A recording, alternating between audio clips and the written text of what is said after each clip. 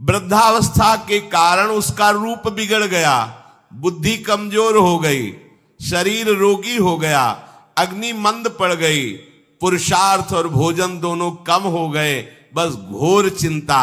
अब पता ही नहीं चल रहा, सोच निकल गई,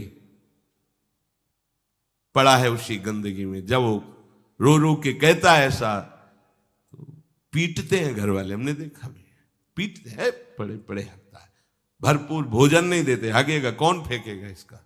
कैसी दुर्गति होती। इसमें जो शब्द लिखा है, आस्तेव मत्योपन्यस्तम गृहपाल इवाहरन, गृहपाल कहते कुत्ते को, कुत्ते की भांति वो सबके अपमान सहता रहता है और रूखे सूखे टुकड़े खाकर जीवन निर्वाह करता है, फिर भी उसे भगवान की याद नहीं आती। मृत्यु का समय जब निकट आता है तो वायु उत्क्रमण से इसकी पुतलियां चढ़ जाती हैं, श्वास प्रश्वास की नलिकाओं में वायु आना जाना रुक जाता है, कफ भर जाता है। अब इसे श्वास लेने में भयानक कष्ट होता है, कंठ में घुरघुराहट, पर उसका मोह उन्हीं अपने बच्चे, परिवार, घर, शब्द, ये सब छूट जाएगा। बड़ी दुर्गति है। अंतिम समय क्या सोच रहा है, ये पत्नी छूट जाएगी, बेटे छूट जाए, और बेटों ने क्या उनके साथ व्यवहार किया, ये मोह है। ये मेरा कमाया हुआ मकान कैसे छोड़ सकता हूं, तो छिपकली बन के आना, इसी मकान में रेंगना। पक्का आपका अंतिम फाइनल आपका चिंतन होता है, आपका चिंतन वही बनेगा जो जीवन भर आपने किया, उसके परिणाम में।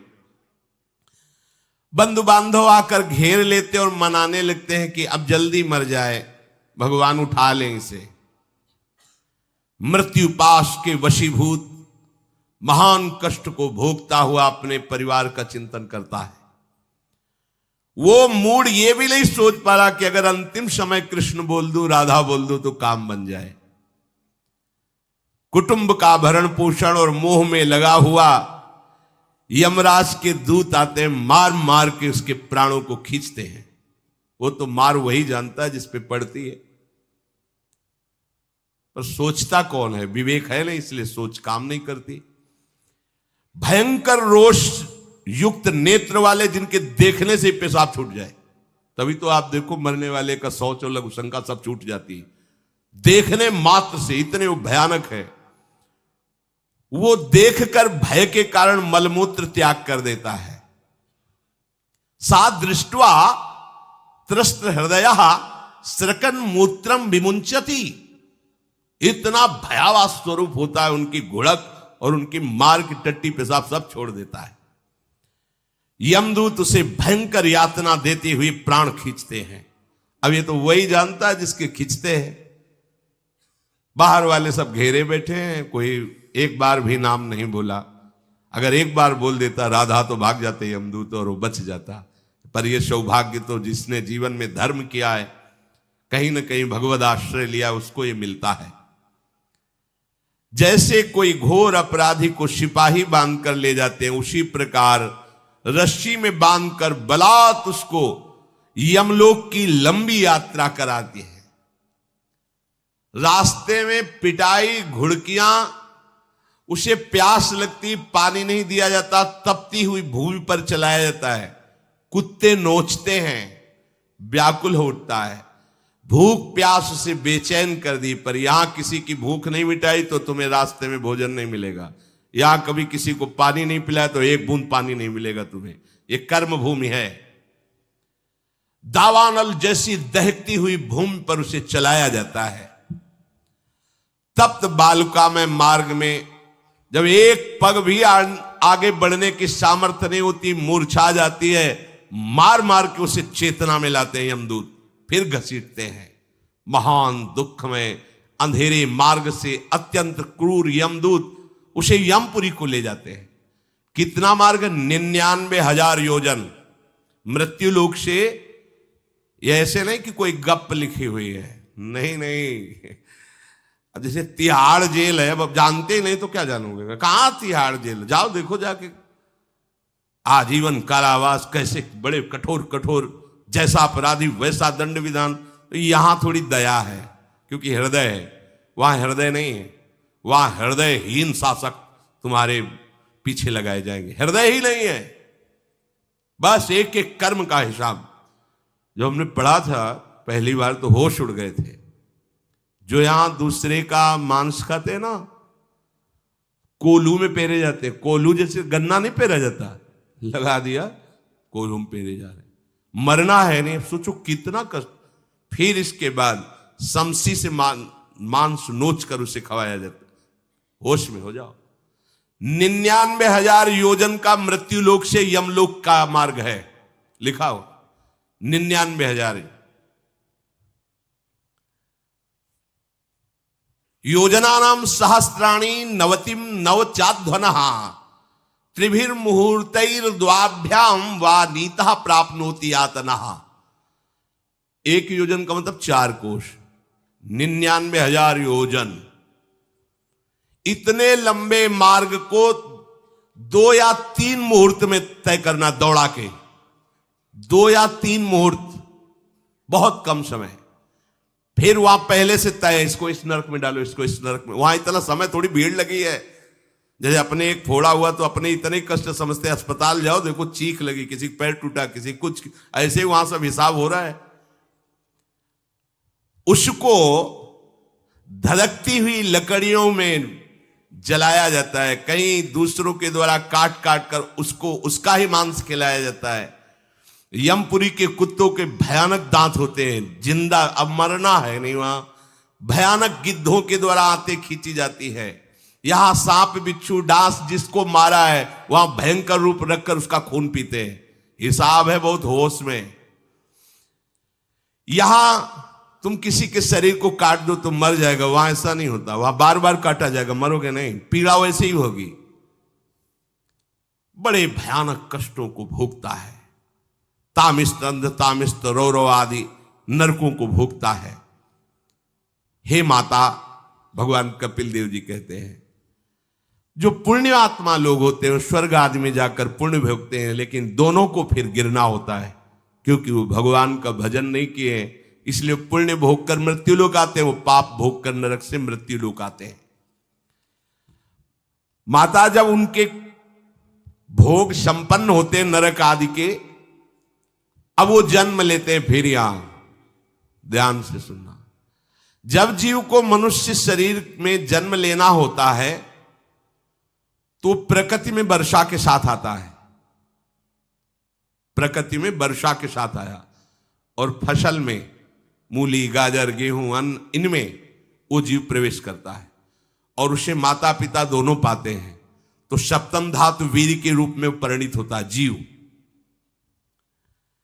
वो वीर कण के रूप में माता के उदर में जब प्रवेश करता है तो एक रात्रि में मां का और पिता का, दोनों का वो जो वीर मिलता है, उस रज और वीर के मिलने से एक कलल सा बनता है।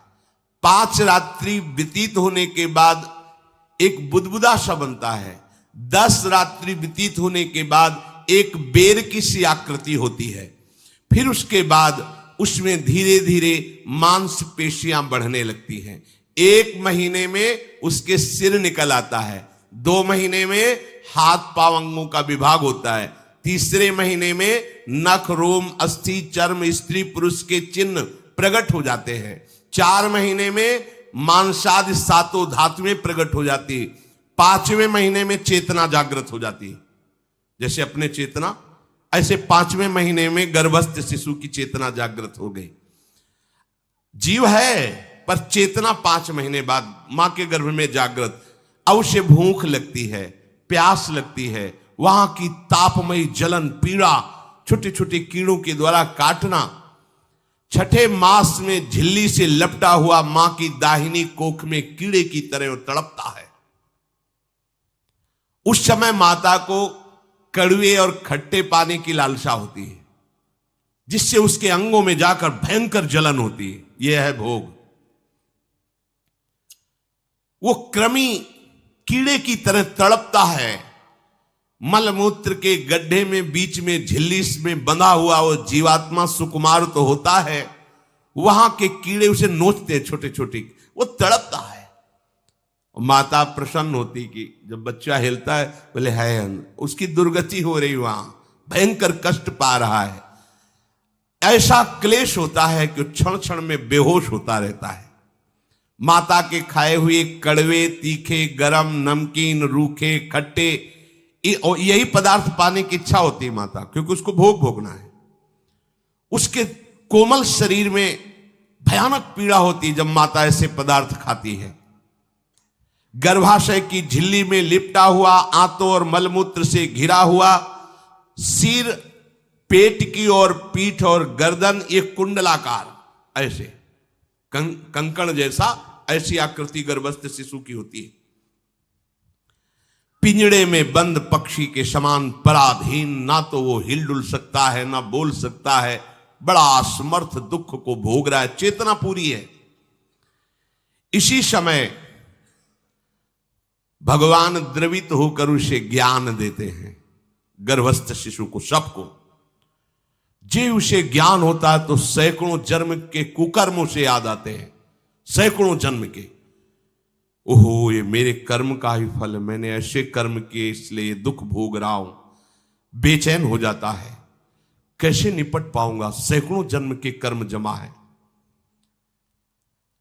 अब महान अशांति उसके हृदय में, उस शरीर में भयंकर पीड़ा।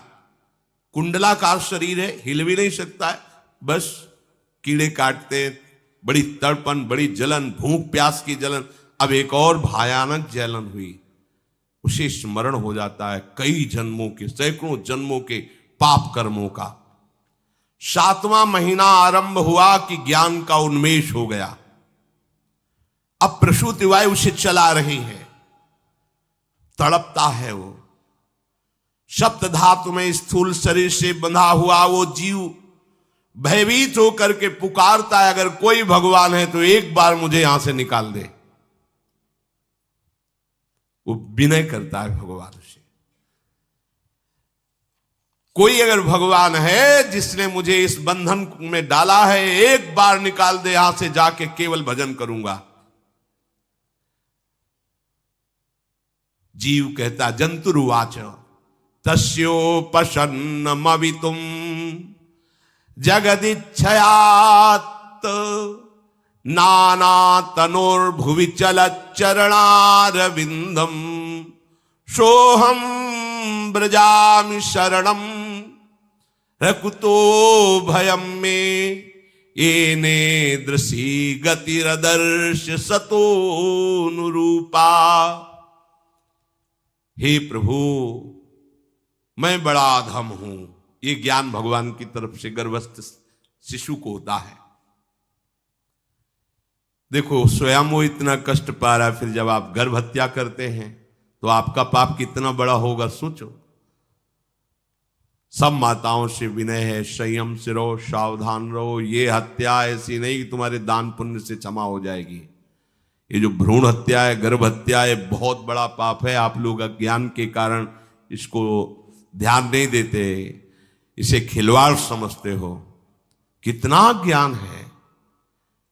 बेटी ही मां है, बेटी ही बहन है, बेटी ही पत्नी बनती है, बेटी ही किसी के जीवन को धारण करने वाली बनती है। और आपने गर्भ में देख लिया बेटी है, तुम स्वयं मां होकर उसका साथ दे रहे हो, उसका नष्ट करने के लिए। हमारी तो बात ही समझ में नहीं आती, क्या बुद्धि भ्रष्ट हो गई। अगर पुरुष का इतना महत्व है तो बेटियां ना हो तो तुम्हारी कौन सी गति होगी, सोचो जरा। जीना मुश्किल हो जाएगा तुम्हारा। तुम पुरुष किस काम के रह जाओगे। तुम्हारा अर्धांग काट दिया जाए तो तुम कैसे होगे। ये स्त्री स्वरूप अर्धांग है। जिस घर में मां बहन नहीं है, स्त्री स्वरूप नहीं, श्मशान जैसा वो होता है। ध्यान दीजिए, ये बहुत बड़ी गलती है जो अपनी बेटियों की हत्या करते हैं। और ये वो पाप है जो अक्षम्य अपराध है। स्त्री हत्या करना शास्त्रों में बहुत बड़ा पाप कहा गया है। फिर वो तो बच्चा है, बिल्कुल नहीं। जिनसे हो गया है, श्रीमद् भागवत का सप्ताह मूल संस्कृत से सुनो और भगवान से प्रायश्चित प्रार्थना करो कि हे नाथ, भूल से गलती हो गई, दूसरा कोई उपाय नहीं। ध्यान से समझ लीजिए। तुम्हारे भ्रूण हत्या, गर्भ हत्या के पाप को नष्ट करने में एकमात्र श्रीमद् भागवत समर्थ है, दूसरा कोई नहीं। कोई दान पुण्य तीर्थ स्नान तुम्हें क्षमा नहीं कर पाएगा। यह ऐसा महापाप है। अगर हृदय में जलन करके और मूल संस्कृत के द्वारा पूरी 7 दिन में भागवत श्रवण की जाए नियम से, तो भागवत समर्थ है, इस हत्या के पाप से भी आपको मुक्त कर देगी। जिनके ऐसे हत्या हो गई हो करवा लो, नहीं तो बुद्धि आगे भ्रष्ट करके तुम्हें हरि गुरु से विमुख कर देगा। ये पाप ऐसा नहीं कि तुम्हें 2-4 माला घुमाने से क्षमा हो जाएगा। ये महत अपराध है। सबकी समझ में नहीं आता, समझ जाओ, नहीं तो आप जहां भी हो वहीं से भ्रष्ट कर देगा। ये अपराध नष्ट नहीं होगा, श्रीमद् भागवत की कृपा से नष्ट हो जाएगा। यह हमें बहुत विश्वास है। श्रीमद् भागवत सप्ताहिकी यह है ही महामहिम। प्रेत योनि को प्राप्त धुंधकारी को सीधे भगवत पार्षद स्वरूप देकर परम पद में आरूढ़ कर दिया। केवल 7 दिन की मूल संस्कृत एक भी श्लोक नहीं छूटना चाहिए। अगर सप्ताहिकी का पारायण हो तो इस भ्रूण हत्या, गर्भ हत्या से भी निवृत्ति मिल जाए। अब वो जीव भगवान को पुकारता है, मैं बड़ा नीच अधम हूं। आहा, भगवान आपने जो मुझे गति दिखाई है तो मेरे कर्म के अनुसार ही है, आपका इसमें कोई दोष नहीं। हम लोग जब कष्ट भोगते तो भगवान से कहते हैं हमने तुम्हारा क्या बिगाड़ा। भगवान ने नहीं बिगाड़ा, तू खुद देख क्या बिगाड़ लिया अपना। करो पापाचरण। अब देखो, हमने तो जीवन में कोई पाप नहीं किया और कितने गर्भ हत्या की है, कितनी खिलवाड़ समझे हो। ये बिल्कुल भयावह चीज है, आप लोगों को नहीं। हम बार बार इसीलिए कह रहे कि भयावह वस्तु है, तुम्हें बहुत ऊंचाई से घसीट के भ्रष्ट कर देगी। बहुत होश में हो, भूल के कभी ऐसा न करना जहां तक हमारी आवाज पहुंचे, जहां तक सुनाई दे। गर्भ हत्या मत करना, संयम से रहो। इस तरह का व्यवहार मत करो कि तुम्हारा मनुष्य जन्म ही व्यर्थ चला जाए। इसमें तीनों को बराबर दंड मिलेगा। गर्भ हत्या कराने वाला, गर्भ हत्या की प्रेरणा देने वाला और गर्भ हत्या में सहयोग देने वाला, जो औषधि डॉक्टर या जो भी, तीनों को दुर्गति होगी। माता, पिता, प्रेरक और कर्ता। ऐसा नहीं कि आप डॉक्टर हो तो आपको गर्भ हत्या करने का अधिकार नहीं। आप डॉक्टर हो दूसरे के शरीर को स्वस्थ करके निरोग करने के लिए, हत्या करने के लिए नहीं। कोई भी हमारा संविधान ऐसा आदेश नहीं करता कि आप गर्भ हत्या कर दो। ना भागवतिक और ना भारतीय संविधान ऐसा संविधान आदेश नहीं करता। अब वो जीव कह रहा है कि प्रभु मेरे योग्य ही है, आपने जो मुझे दंड दिया है।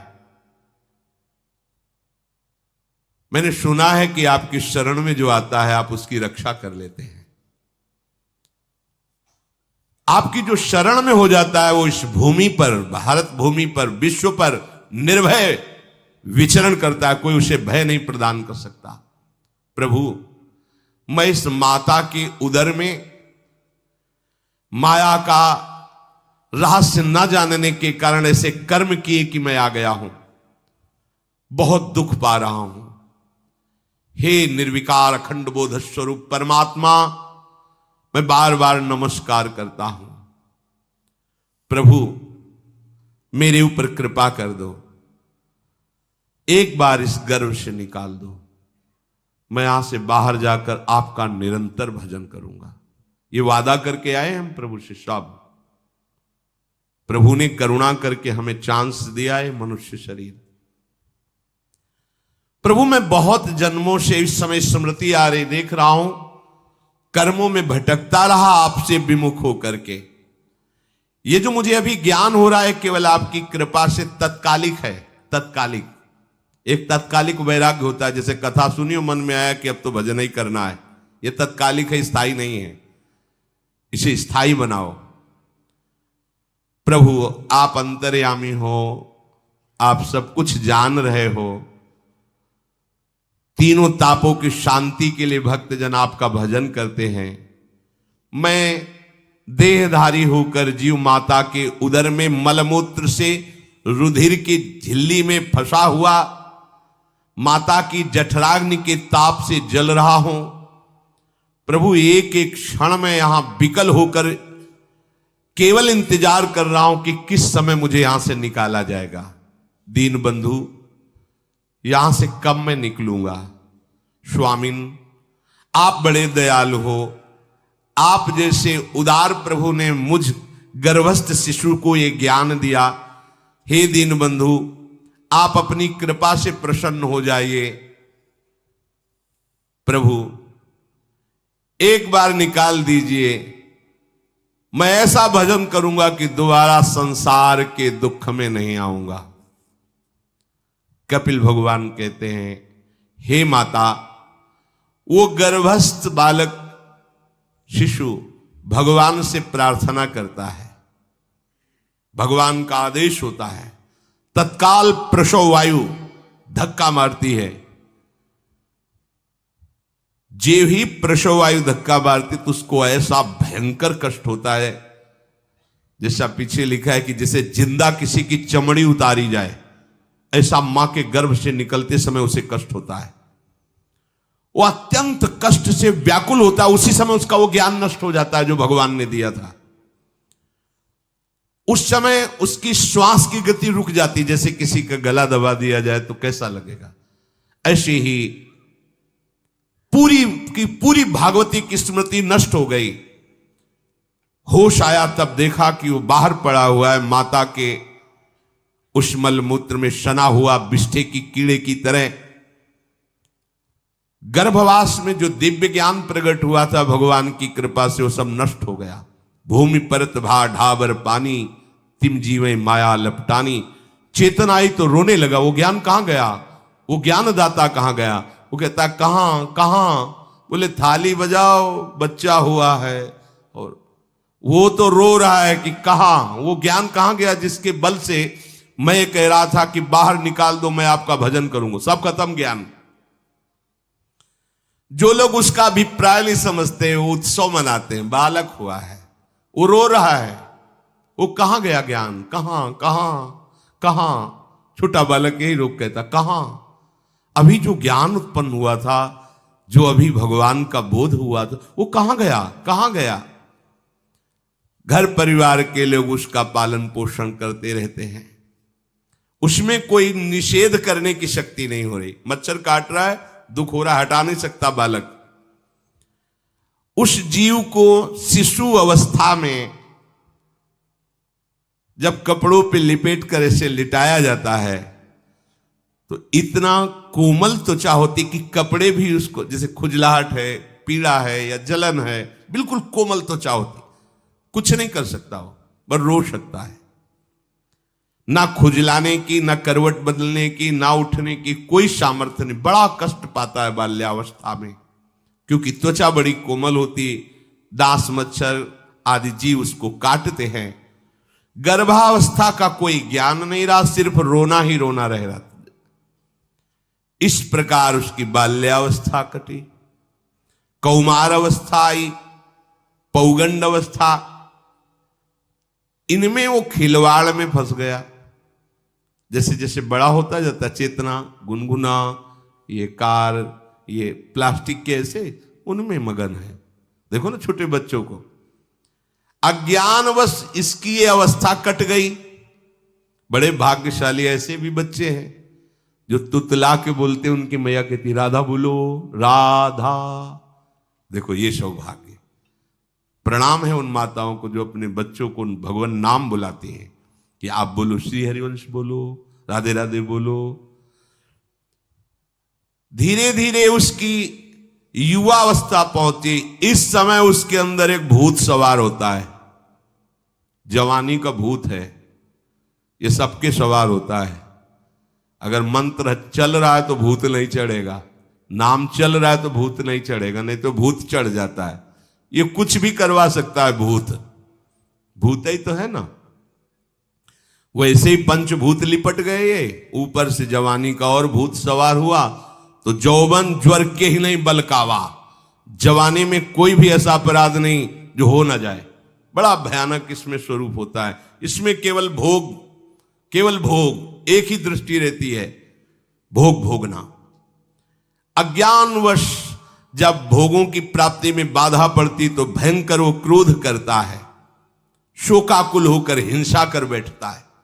जैसी घटनाएं सुनने को मिलती हैं, राक्षसी घटनाएं, ये भूत है जवानी का। जहां कामना में बाधा पहुंची, क्रोध में वो समझ नहीं पाता कि मेरे जैसा ही प्रिय शरीर उसका है जो मैं वर्ताव कर रहा हूं। जैसे जैसे देह बढ़ता जाता है, पुष्ट होता जाता है, वैसे वैसे भोग वासना और अभिमान बढ़ता जाता है। वो काम परवश होकर अपना नाश करना शुरू कर देता है। यौवन, वो फिर खोटी बुद्धि वाला वैसे ही पाप करने लगता है जिन पापों के कारण उसकी दुर्गति हुई थी, नरक आदि की, और मां के गर्भ में आया था। दोस्तों, इस वीडियो में हम लोगों ने इस बारे में प्रेमानंद महाराज जी के विचारों के द्वारा समझा है कि मृत्यु के बाद आत्मा 13 दिन तक कौन कौन से कष्टों को झेलती है और साथ ही उसे किस प्रकार के अनुभव प्राप्त होते हैं। तो दोस्तों, आपको जीवन में कभी किसी को कष्ट देने का नहीं सोचना चाहिए, क्योंकि अगर आप कष्ट देंगे तो आपकी आत्मा मृत्यु के बाद उतना ही कष्ट झेलेगी। अगर आपको ये वीडियो पसंद आए तो वीडियो को लाइक कर दीजिएगा, शेयर कर दीजिएगा और चैनल को सब्सक्राइब कर बेल आइकन का बटन दबाना ना भूलिएगा, ताकि आप ऐसे ही सत्संग महाराज जी के विचारों को समझ सकें। राधे राधे दोस्तों।